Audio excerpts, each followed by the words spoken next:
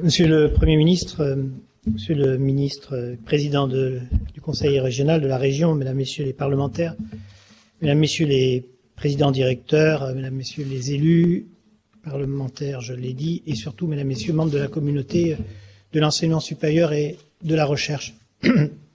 Monsieur le Premier ministre, très brièvement, je voudrais vous dire que ce que vous voyez, qui vous impressionne beaucoup, vous l'avez exprimé tout au long de votre visite, c'est finalement qu'ici, en inaugurant ce campus numérique breton, vous êtes au carrefour des trois transformations principales, j'ai presque envie de dire trois révolutions du paysage universitaire français et international. Premièrement, la révolution pédagogique. Le numérique, c'est pas un outil au service de façon d'apprendre inchangée. C'est le levier qui oblige à repenser fondamentalement les questions des modes de transmission des savoirs, d'apprentissage des connaissances, au moment où l'université française accueille de plus en plus d'étudiants, donc elle a des situations, des diversités d'étudiants de plus en plus nombreuses à gérer, elle a donc un besoin d'individualiser les modes pédagogiques. Et ce qui naît ici à travers ce campus numérique, au-delà d'une diffusion plus profonde du territoire breton, de la présence de l'université, dont chacun sait, France Stratégie l'a montré, quelle est la condition première de l'ascension sociale des jeunes du pays, mais c'est d'abord cette révolution pédagogique qui associe très étroitement la recherche, la formation, et qui est une formidable ambition que nous allons soutenir, nous soutenons déjà beaucoup, et que nous allons soutenir plus encore dans le prochain programme des investissements d'avenir, dit numéro 3, puisque 250 millions d'euros seront consacrés à soutenir des expérimentations ou des programmes de transformation pédagogique. La deuxième évolution, transformation, révolution implicite, c'est celle des partenariats et principalement des partenariats entre l'université et les écosystèmes. Le rapprochement culturel de l'université et du monde économique n'est pas si ancien que cela. Il y a 10, 15 ans, ces deux mondes s'ignoraient, parfois même, ici ou là, se défiaient.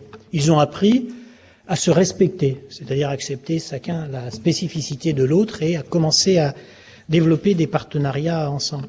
Si ce campus numérique a pu se développer ici en Bretagne, c'est bien évidemment parce qu'il y a dans l'université, tant en recherche qu'en formation, des enseignants-chercheurs qui sont convaincus de la nécessité de la transformation pédagogique, mais aussi parce qu'il y a un écosystème unique en matière de grandes ou petites entreprises ici en Bretagne, qui ont appris à coopérer respectueusement avec l'université, qui donc font gagner du temps, de l'efficacité.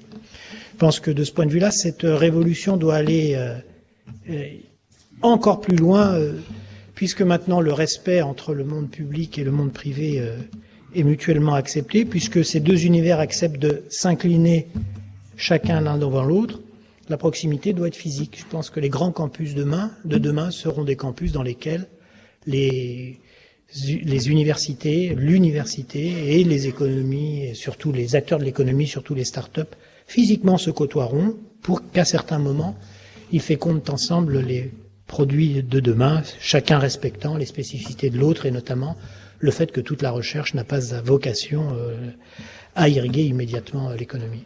La troisième transformation, celle-là, elle n'est pas gagnée. Elle dépend de vous tous dans cette salle. C'est une transformation culturelle. Ce qui se passe ici, en Bretagne, est extraordinaire. Ça n'existe nulle part ailleurs en Europe.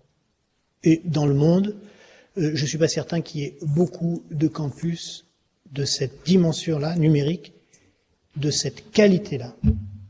Mais nous, alors on va se mettre tous dedans, vous, on est complexés en France, les universitaires. On garde ces trésors d'imagination, de capacité, presque pour nous comme si c'était une évidence. Au lieu d'en faire l'arme, l'illustration de la modernité de l'université française. Et quand je compare ce qu'on dit ici ou là dans les journaux de l'université en France, où on parle souvent des problèmes, et Dieu sait, il y en a comme partout, mais qu'on ne parle jamais de ces transformations profondes de l'université, je souffre, et je crois donc qu'il faut vraiment valoriser, ne pas hésiter à se faire violence et à se faire les promoteurs de cette transformation, de cette modernisation qui doit beaucoup à chacun d'entre vous. C'est pour ça que je termine là-dessus, Monsieur le Premier ministre. À ce stade du quinquennat, moi, j'ai plus de compliments à faire en pensant que ça peut. Je le fais parce que je le crois très sincèrement. Je vous serai durablement reconnaissant du choix qui est le vôtre et qui est sans précédent, je crois, dans la façon dont un Premier ministre exerce en France depuis la Ve République, que chaque semaine, depuis pratiquement le jour même de votre nomination, vous ayez passé des heures, soit dans une université, soit dans un centre de recherche. Et que vous le faites par conviction, on a eu l'occasion d'en parler, mais que c'est aussi comme cela qu'on vendra cette transformation extraordinaire de notre université, qui mérite d'être beaucoup plus connue en France et partout à l'étranger. Je vous remercie.